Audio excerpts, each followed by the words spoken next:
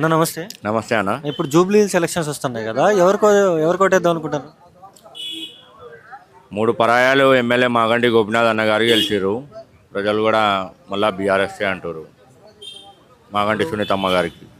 ఇప్పుడు కాంగ్రెస్ పార్టీ అధికారంలోకి వస్తే మేము అది చేస్తాం అని చెప్పేసి కాంగ్రెస్ పార్టీ నాయకులు చెప్తా ఉన్నారు. మరి కాంగ్రెస్ పార్టీకి ఎందుకు వేయరు మీరు? ఎందుకు వేయరు అంటే, ఇంతకుముందు ఒక బ్యాటు బాల్ ఆయన అజారుద్దీన్ అని ఒక ఆయన పోటీ చేసిండు. ఆయన గోపినాథ్ అన్నతోనే తలబడ్డాడు. తలబడినప్పుడు ఆయన ఓడిపోయిండు. గోపినాథ్ అన్న గారి చేతిలో ఓడిపోయిండు. ఓడిపోయినప్పటి నుంచి ఒక కాంగ్రెస్ ఇన్ఛార్జ్ కానీ ఒక మినిస్టర్ కానీ ఎవరు అనేది జూబ్లీహిల్స్ కాన్స్టిట్యున్సీ కొరకు పట్టించుకోలేదు. ఇది పేరుకే జూబ్లీహిల్స్ కాన్స్టిట్యున్సీలే కానీ సంపూర్ణలు బడా నేతలు ఉంటారు ఇక్కడ. కానీ Jubilee Hills under Yellanagar, Srikrishnanagar, A block, B block, Yousufguda division, బస్తీ ఇవన్నీ జూబ్లీహిల్స్ కాన్స్టిట్యున్సీ పరిధిలోకి వస్తాయి.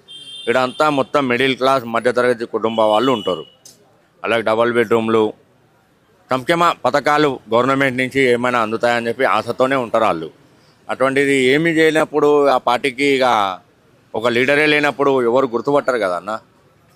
పూర్తిగా కూడా మనం గతంలో చూసినాం, బీఆర్ఎస్ పార్టీ పరిపాలన చూసినాం, ఇప్పుడు కాంగ్రెస్ పార్టీ పరిపాలన చూస్తున్నాం. రెండిట్లో ఏది బాగుందని మీకు అనిపిస్తుంది?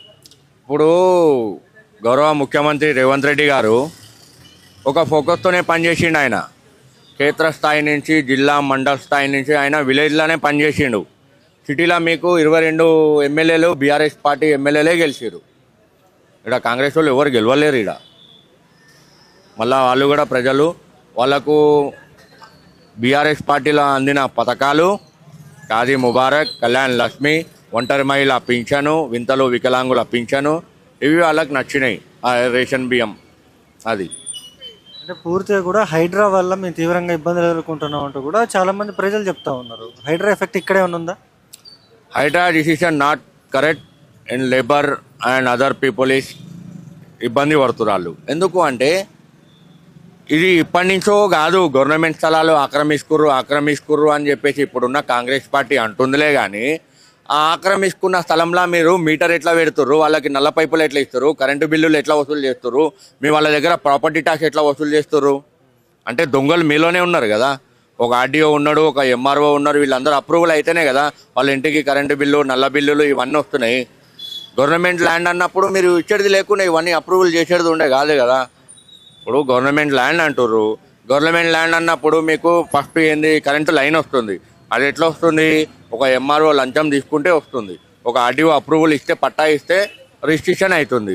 ఇక మీరేనే లోపం ఉన్నప్పుడు ఇంకా హైడ్రా అయిందన్న నాకు అర్థం కాదు. ఇప్పుడు పూర్తిగా కూడా జూబ్లీ హిల్స్ ఎలక్షన్లో ఖచ్చితంగా కూడా బీఆర్ఎస్ పార్టీ గెలుస్తుందని చెప్పేసి మీరు ధీమా వ్యక్తం చేస్తూ ఉన్నారు.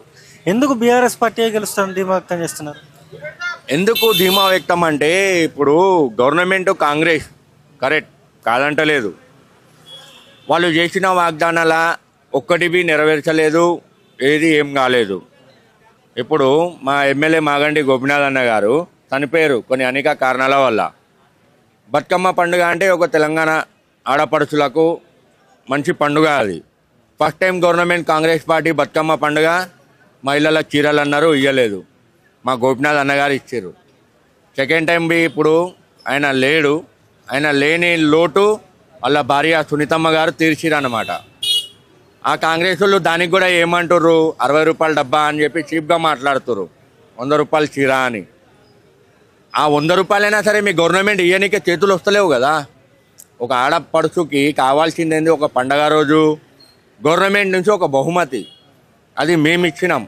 ఆయన లేని లోటు మా మాగంటి సునీతమ్మ గారు తీర్చిర్రు. ఒక ఆడదెనకాల, ప్రతి ఆడదెనకాల ఒక మగాడు ఉంటాడు అంటారు కదా, అది పురాణాల్లో శాస్త్రాల్లో రాస్తారు. మా గోపినాథ్ అన్న గారు అట్లా చేసి పోయారు అనమాట. ఆమె ఎక్కువ కష్టపడాల్సిన అవసరం లేదు, ఆమెనే గెలుస్తుంది. నెక్స్ట్ బీఆర్ఎస్ గవర్నమెంట్లో మంత్రి కూడా అయ్యే ఛాన్సెస్ ఉన్నాయి.